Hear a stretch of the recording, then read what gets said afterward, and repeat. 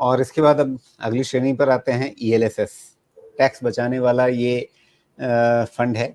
लेकिन क्या ELSS category पर जब हम बात कर रहे हैं तो कहीं आपको ऐसा कुछ रुझान दिखता है कि न्यू टैक्स रेजिम में इनका आकर्षण थोड़ा घटाया है पहले से? जी बिल्कुल।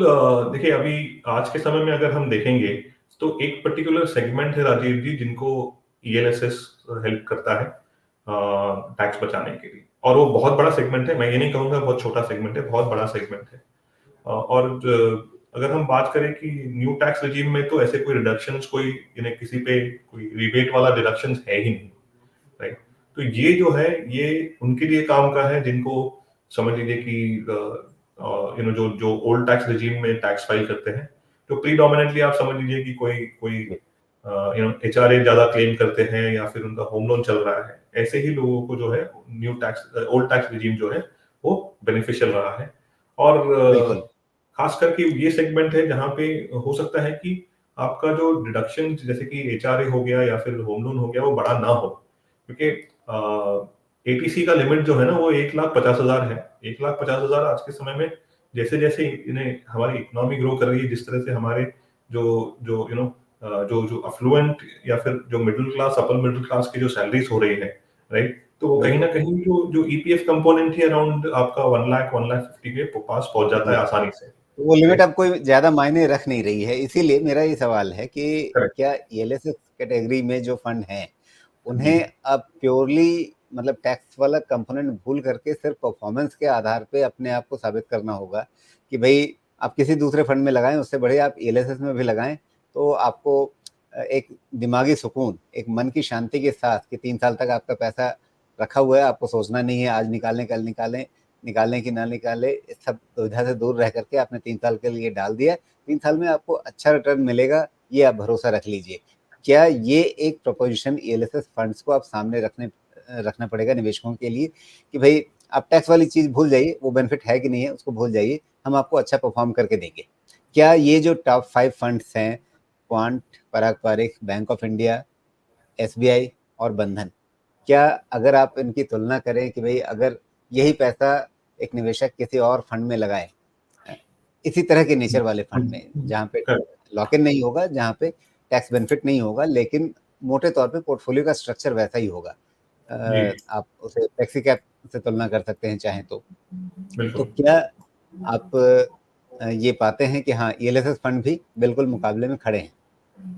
तो इसमें कोई डाउट नहीं है। मैं आपका लास्ट वाला जो पॉइंट है वो पहले लूंगा राजीव जी, कि अगर हम इन एवरेज रिटर्न्स और जो आपके पब्लिकेशन में जो पब्लिश हुई है, और आई एम प्रीटी श्योर जब हम इसको जब आप यूट्यूब पे रखेंगे तो ऑफकोर्स हमारे उसको लिंक भी देंगे कि लोग और पढ़ें। तो उसमें अगर हम देखेंगे जो जो एवरेज रिटर्न्स अगर हम बात करें ईएलएसएस की, और जब हम उसकी तुलना करेंगे फ्लेक्सी कैप से, मल्टी कैप से, फोकस से, तो वो ऑलमोस्ट उनके साथ कॉम्पीट कर रहे हैं, राइट। तो इम्पोर्टेंट पॉइंट ये है, ईएलएसएस फंड जो है वो एक ऐसा कैटेगरी है जहां पे हर एक फंड हाउस अपना एक फंड ऑफर करना चाहता है, क्योंकि कहीं ना कहीं जैसे हमने कहा कि एक वो सेगमेंट अभी भी थोड़ा बड़ा सेगमेंट है जिनको ईएलएसएस में निवेश करना जरूरी होता है टैक्स सेविंग के पर्सपेक्टिव से। अब और ज्यादातर जो एसेट मैनेजमेंट कंपनीज की जो जो स्ट्रेटेजी रहती है बहुत सिंपल रहती है कि उनका आइदर एक लार्ज और मिड कैप या फिर फ्लेक्सी कैप फंड हो, जिनको जिनके बेसिस पे ही ईएलएसएस मैनेज होता है, राइट। तो कहीं ना कहीं वो डुप्लीकेशन ज्यादा है नहीं ईएलएसएस को मैनेज करने में। खाली एक ही अंतर हो जाता है कि ईएलएसएस कभी कभी, और रेगुलेशन ये कहता है कि आप हमेशा 80% के ऊपर आपका इक्विटी में एलोकेशन होना चाहिए, जो आज के समय में सारे इक्विटी फंड जो है वो फॉलो करते हैं, राइट। हाँ, इसमें एडवांटेज ये हो जाता है फंड मैनेजर के लिए कि वो थोड़े एग्रेसिव कॉल ले सकते हैं, क्योंकि उनको पता है, अच्छी तरह से पता है कि कितना पैसा पोर्टफोलियो का 3 साल के लिए लॉक्ड है, ठीक है। तो ये एक बड़ा डिफरेंस है।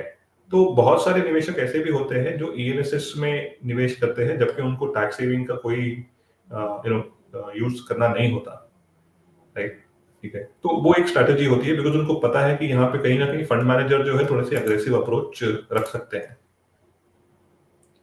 अगर बाकी जो है बिल्कुल। टॉप 5 की बात करें तो इनमें से 4 फंड ऐसे हैं जो पिछले वर्ष भी टॉप 5 में थे। नया एंट्रेंट जो है वो पराग पारिक फ्लेक्सी कैप, पराग पारिक ईएलएसएस है, जो बेसिकली जो है पूरी स्ट्रैटेजी जो है पारंपरिक ईएलएसएस की, वो पारंपरिक फ्लेक्सी कैप के ऊपर से ही जो जिस तरह से वो मैनेज करते हैं उसी तरह से इस फंड को मैनेज किया जा रहा है। जैसे आज के समय में उस फंड में अराउंड 18% कैश है, राइट, और प्रीडोमिनेंटली लार्ज कैप ओरिएंटेड है।